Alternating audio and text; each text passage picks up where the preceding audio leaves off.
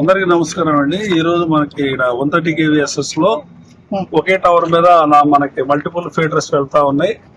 ఆ ఫీడర్ లో ఒక ఫీడర్ సూపర్ బజార్ అనే ఫీడర్ లైన్ దిగి మిగతా ఫీడర్ల మీద పట్టు ఉంటూ డెడ్ షార్ట్ సర్క్యూట్ జరిగి డిఫరెంట్ లొకేషన్స్ లో కండక్టర్ స్నాపింగ్ అనేది జరిగింది.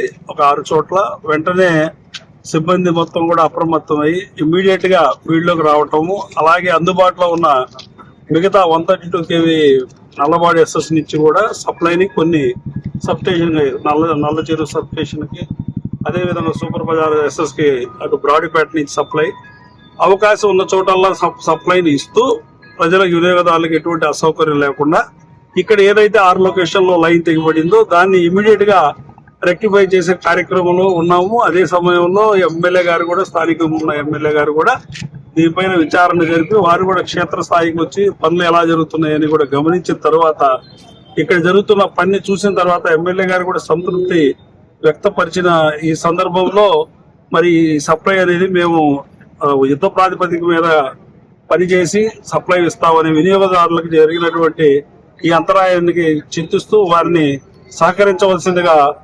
ఏపీసీపీడీసీఎల్ గుంటూరు టౌన్ డివిజన్ తరఫున, అదేవిధంగా ఇక్కడ మా ఏడీలు టౌన్ 1 ఏడీ గారు ముష్టాక్ అహ్మద్ గారు, అదేవిధంగా టౌన్ 2 నుంచి కూడా ఏఈ గారు వచ్చారు, నల్లూరి వెంకటేశ్వరరావు గారు, అదేవిధంగా టౌన్ 3 నుంచి సుబ్బారావు గారు, టౌన్ 4 నుంచి రమేష్ గారు, వాళ్ళ ఏఈలు సిబ్బంది మొత్తం కూడా ఇక్కడ పనిచేస్తూ ఉన్నారు.